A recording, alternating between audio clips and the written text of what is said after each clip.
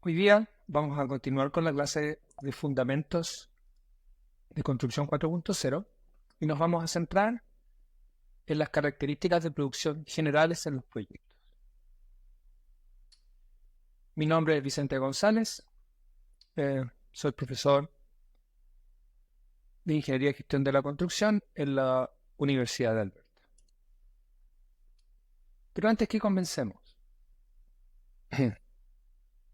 ¿cuál es la naturaleza de los proyectos? ¿Cuál es la naturaleza de producción? Eh, ¿Y cuáles son las características que definen un proyecto de construcción? Esto es importante porque tenemos que manejar los distintos aspectos que constituyen un proyecto de construcción. Y yo creo que una de las perspectivas más interesantes que existen es la que proporciona la teoría de sistemas sociotecnológicos y que permiten explicar cómo los proyectos de construcción en la industria de la arquitectura, ingeniería y construcción se comportan, interactúan con recursos físicos, con personas, con conocimiento, con distintas partes involucradas, etc. Pero enfoquémonos primero en la perspectiva que es más común, que es la perspectiva social, donde uno entiende que un proyecto de construcción es una entidad social representada por actividades humanas. Y eso es muy bien entendido por las ciencias sociales. Otra perspectiva interesante es la que proporciona las ciencias naturales, desde donde podemos entender un proyecto de construcción como una entidad física de producción que puede ser definida por las leyes de la naturaleza. En este caso, por ejemplo, matemática.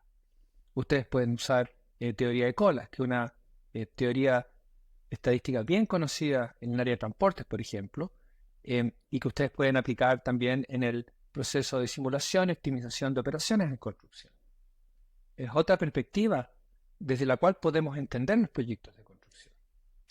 Otra perspectiva común es la perspectiva que se tiene desde la gestión de construcción, la gestión e ingeniería de construcción, donde un proyecto de construcción puede ser entendido desde una perspectiva mucho más técnica, conducida por nuestra apreciación y aplicación de herramientas de ingeniería. Entonces, cuando estamos tratando de desarrollar un proyecto de construcción, ¿qué pasa? Estamos tratando de resolver alguna necesidad de algún cliente o una necesidad social o ambas. Y en ese proceso desarrollamos un artefacto que es el proyecto, el producto en sí mismo. Un edificio, una casa, infraestructura, un estadio. Y en ese proceso resolvemos problemas prácticos asociados a las necesidades de los usuarios finales, clientes, una comunidad, para satisfacer necesidades, como comenté, sociales, económicas o necesidades de tipo híbrido. Ahora, yo creo que un proyecto de construcción, y practico en esto un poco la clase, tiene más que ver con su naturaleza sociotécnica, donde nosotros tenemos eh, personas, una organización, los límites de la organización, interactuando entre sí. La teoría sociotecnológica o de sistemas sociotecnológicos es antigua, tiene más de 50 años, pero todavía es muy pertinente, y particularmente en el contexto de proyectos de construcción. Ahora, si nos podemos pensar qué es lo que se obtiene a través de esta conceptualización, primero entendemos mejor en el contexto en que producimos ciertos productos y generamos servicios en nuestras organizaciones, pero también generamos resultados de un tipo psicológico, social, donde el tipo de interacción que se genera en la organización, el tipo de medio ambiente que se genera y se promueve para trabajar efectivamente, es un tipo también de resultado de esta interacción entre elementos sociales y tecnológicos. Ahora, es importante esta perspectiva porque tradicionalmente o antes de la conceptualización de la teoría del sistema sociotecnológico y hoy en día la importancia que se le da al ser humano para ponerlo en el centro del diseño de algo, en el pasado básicamente ustedes diseñaban algo, y son ingenieros por ejemplo, o arquitectos, y básicamente trataban de implementarlo en la organización, forzando a la organización a usarlo. Eso no funciona. La teoría de sistemas sociotecnológicos impone la idea de que el ser humano tiene que estar al centro del diseño de cualquier tipo de solución. ¿Por qué? Porque hay una interacción entre el usuario, el ser humano, y el artefacto que se desarrolla. Y hay elementos de uso que están asociados con este. Por lo tanto, tenemos que entender el uso que los usuarios van a darle a un artefacto en un contexto específico. Y por lo tanto, esa es la importancia de entender esta interacción que se genera entre personas y la organización. Y a su vez en el desarrollo de productos y servicios que satisfagan las necesidades de personas desde una perspectiva centrada en el humano. Ahora, si pensamos en el contexto de un proyecto de construcción, pero desde la perspectiva de las distintas partes involucradas y su medio ambiente, tenemos el dueño del proyecto, autoridades de gobierno, el contratista principal, el contratista general, ¿cierto? La empresa constructora, los subcontratistas, proveedores de materiales, distintos consultores de distintas especialidades profesionales, etc. Y eso nos da a entender un poco el contexto complejo en el cual los proyectos de construcción son desarrollados, ¿verdad?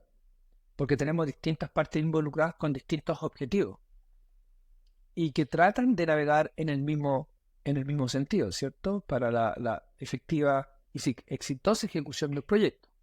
Ahora bien, si nosotros pensamos, por ejemplo, problemas que afectan la industria de la construcción, pensemos en la productividad. Este gráfico muestra, es un gráfico antiguo, pero es todavía válido, muestra la productividad de la industria de la construcción en la línea roja sobre aproximadamente 40 años, versus la línea azul representa la productividad de otras industrias que no incluyen agricultura. Y ustedes pueden ver, este es un ejemplo de los Estados Unidos, ustedes pueden ver cómo la productividad de la industria de la construcción ha declinado. Existe una idea general que la productividad de la industria de la construcción ha declinado en el tiempo. Bueno, en el mejor de los casos en realidad se ha mantenido, pero no ha mejorado. Ahora, si uno se pregunta, ¿por qué pasa esto? ¿Y por qué esto es importante? Porque una de las cosas que uno tiene que manejar cuando está desarrollando un proyecto de construcción y cuando está implementando iniciativas de mejoramiento. Nosotros hicimos un trabajo hace años atrás con la Universidad de Texas a Austin, comparando investigaciones y proyectos de construcción desarrollados en los Estados Unidos y en Chile, separados por 40 años. ¿Y qué descubrimos? Descubrimos que cuando investigamos las causas de afectando la productividad en los proyectos de construcción en Estados Unidos, se hizo un número de encuestas, ¿cierto? Y investigamos estas investigaciones en los años 70, por ejemplo, esta de Garner del año 79.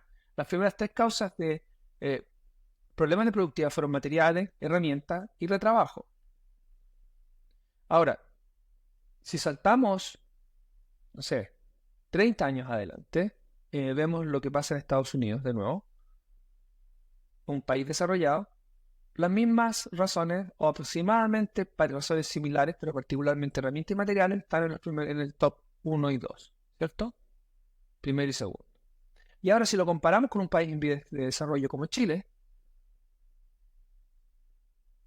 tenemos las mismas razones. Por lo tanto, seguimos tratando de resolver los problemas que tenemos hoy con herramientas del pasado, pero podemos ver que sobre el tiempo los problemas que afectan la productividad persisten a través de décadas y persisten a través de sociedades y culturas. Por supuesto que esto es una muestra, pero me atrevo a decir que esto pasa en muchas partes. Ahora, si uno se concentra en qué representa productividad, si por ejemplo pensamos en este círculo que está acá al medio, que representa productividad reducida, ¿qué afecta a la productividad? Bueno, entre trabajo, trabajar lento, viajar, esperar, trabajo inefectivo. ¿Y qué otros aspectos están afectando? Perdón. ¿Y qué otros aspectos están afectando la productividad? Ustedes pueden ver que tenemos casi 30 otros aspectos afectando la productividad. Entonces es un problema, el problema de la productividad de mano de obra, por ejemplo, en construcción, es un problema súper complejo. Y no hay una solución única que pueda resolver todos los problemas que existen. Ahora, si nos concentramos un poco en la incertidumbre que afecta a los proyectos de construcción y pensamos, bueno, los proyectos de construcción son ejecutados por procesos, ¿verdad? Y vamos a ver un poco eso adelante. Pero pensemos en un proceso de excavación, un proceso de hormigonado, un proceso de pintura, un proceso de izado de elementos estructurales, ¿cierto? Y cada proceso requiere una serie de requisitos que tienen que estar en su lugar cuando ustedes ejecutan una actividad.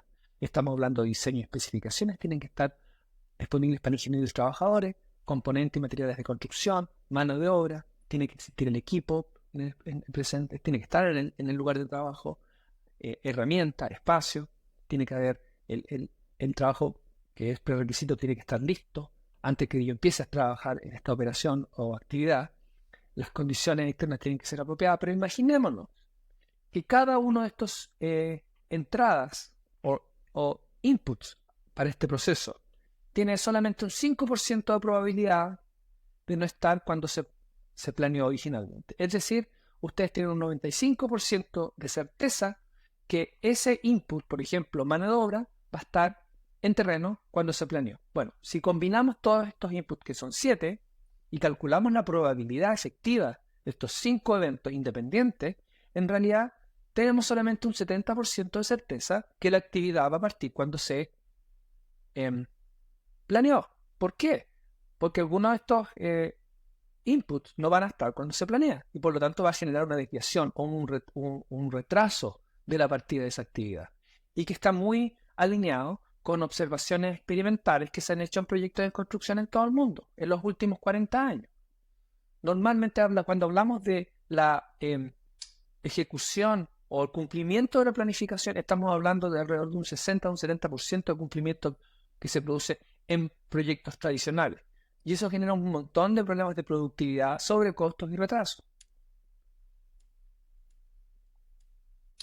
Ahora, si pensamos un poco en los patrones de toma de decisiones en los proyectos de construcción, bueno, acá hay un ejemplo que es un poco gracioso y lo tomé de Chile, que es cómo la gente planifica. En la etapa 1, por ejemplo, hay personas que pueden planificar haciendo unos dibujos de distintos frentes de trabajo, de distintas cuadrillas de trabajo. A lo mejor podemos agregar un poco de diseño 2D en la etapa 2. En la etapa 3 empezó a incorporar y vincular distintas etapas de ejecución en el tiempo, una cuasi carta Gantt, o puede incorporar en la etapa 4 los planos de proyecto. Bueno, nadie puede tomar decisiones así. ¿Y qué pasa en realidad con los patrones de toma de decisiones en los proyectos de construcción? Bueno, una de las principales razones que genera éxito en los proyectos, pero también un montón de errores, es tomar decisiones basadas solo en intuición y experiencia. Y se hacen suposiciones acá que los proyectos van a tener cierta estabilidad durante su ejecución. Pero ya vimos que existe incertidumbre y eso genera variabilidad. Eso genera procesos que son no lineales, dinámicos y complejos. ¿Y qué tenemos a mano para lidiar con esto? Solo herramientas de toma de decisión que son muy, muy generales.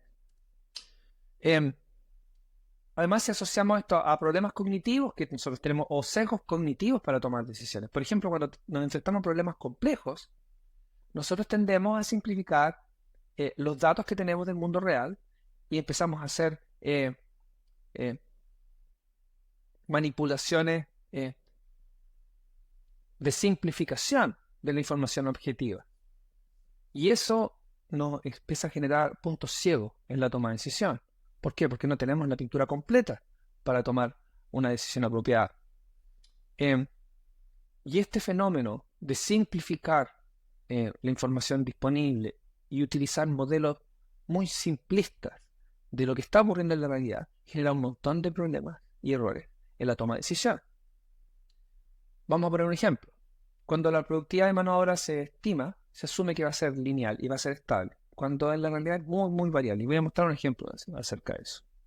Y eso se produce por la tendencia de los tomadores de decisiones en los proyectos de construcción de sobresimplificar la información objetiva que se tiene de las condiciones